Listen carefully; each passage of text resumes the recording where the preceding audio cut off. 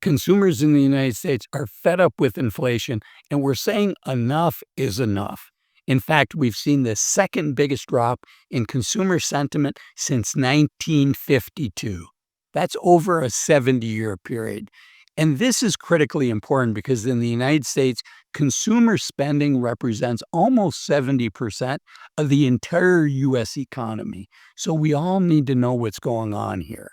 Okay, let's jump into a CNN Business Magazine article called Consumer Sentiment Plummets to the second lowest level on record going back to 1952.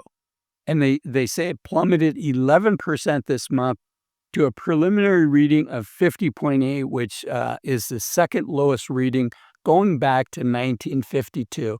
And then the article has quotes from the United States' largest money manager, the CEO of BlackRock, and also a quote from the CEO of the largest bank in the United States, Jamie Dimon. Let's hear what they had to say. Larry Fink, who's the chief executive of BlackRock, the world's largest asset manager, said Friday that today's dense fog of uncertainty triggered by the Trump tariffs is reminiscent of the 2008 global financial crisis. He says, we've seen periods like this before where there are large structural shifts in policy and markets, like the financial crisis, like COVID-19, and like surging inflation in 2022. We always stayed connected with our clients, and some of BlackRock's biggest leaps in growth followed. So to me, it sounds like Larry is saying, stay the course. Often the best days in the stock market follow some of the worst days. Okay, let's see what J.P. Morgan Chase, again, the country's largest banker, let's see what their CEO, Jamie Dimon, had to say. He echoed that sentiment, noting Friday after the bank released its latest quarterly earnings, the economy is facing considerable turbulence, including geopolitics, with the potential positives of tax reform and deregulation and the potential negatives of tariffs and trade war. Okay, again, why does all this matter? This is a chart from the Federal Reserve, and it shows going back to 1950, what percent of the U.S. economy is based on our spending, consumer spending. And you can see here it's about 68%, so just under 70%. Okay, I'm going to share with you my views on what this means and what we all can do to protect ourselves. But first, I want to do one more shallow dive and look at the conference board. And there they say U.S. consumer confidence tumbled again in March. And then the subheading is really important here. Consumers' expectation for the future are at a 12-year low. So the consumer expectations, a little different than what we were talking about before, not consumer sentiment, but our expectations. What do we think the world's going to look like in a year, 2 years, 3 years? That's at a 12-year low. And this article goes on to say, the Present Situation Index, which is based on consumers' assessment of current business and labor market conditions, decreased 3.6%. So that's decreasing. But the Expectation Index, which is based on consumers' short-term outlook for income, business, and labor markets, dropped 9.6 points to 65.2, which is the lowest level in 12 years and well below the threshold of 80 that usually signals a recession ahead. We're going to come back to that idea of, are we in a recession? What does this mean? Are we going to enter a recession? But first, I want to share with you a quote by Stephanie Geachard. This quote's from that same article.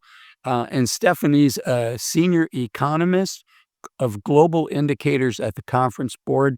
And she says consumers' expectations were especially gloomy, with pessimism about future conditionings deepening and confidence about future employment prospects falling to a 12-year low.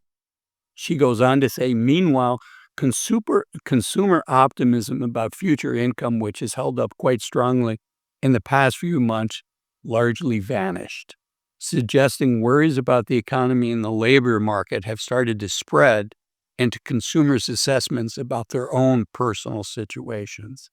Okay, so yeah, when you have an economy like in the United States where it's mostly based on consumer spending, when you and I get worried, when you and I pull back on our spending, which is as a financial advisor, none of this is financial advice. For you, I don't know your situation, but in general, I applaud when people cut back on their spending and try to save more. In this case, people are doing that because we're worried, because we're scared. And we can see this fear if we go to this family expected financial situation for 6 months from now. And I want to zoom in on the latter 3 months here, where you can see the blue line. That's the percent of people that think 6 months from today things will be better. And then that black line is 6 months from today, people think things are going to be worse. And you can see a dramatic increase since the start of the year in people that feel things are going to be worse and a dramatic decrease in people that think things are going to be better. Okay, couple more quick things. Reuters has an article. We're just going to read the headline. U.S. consumer spending posts first drop in almost 2 years. So our spending is slowing.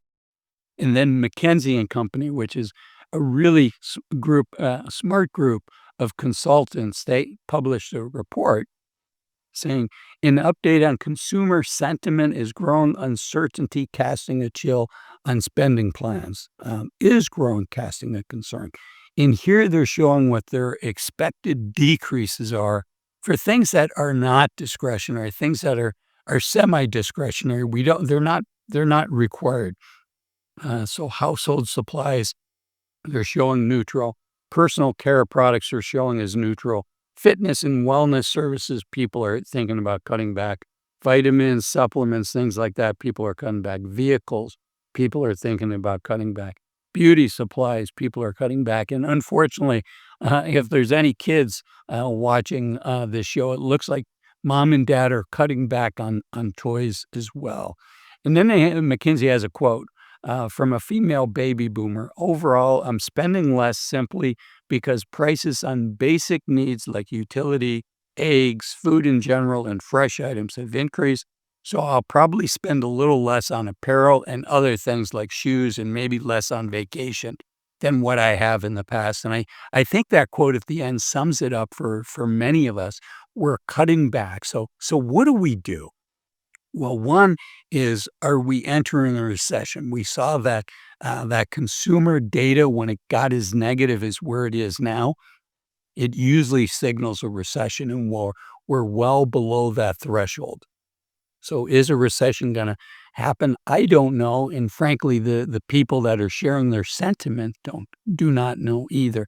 But it's always smart to prepare for the storm before we get into it. So if you don't have a rainy day fund, as a financial advisor in general, I recommend my clients have at least 3 to 6 months of living expenses in a fund. And one of the ways to think about that is, if, God forbid, if you were to get laid off, having enough money in your savings account, in your rainy day fund, to weather that storm and to give you time to find the right job as opposed to the next job that comes along. And unfortunately, during a recession, more of us are looking for work, so it becomes harder to find a job. It's about making good decisions. If you like my videos on making good decisions, the YouTube algorithm says this is the next video for you of my videos that you should think about watching. Let me know if YouTube's right. Thanks. Bye-bye.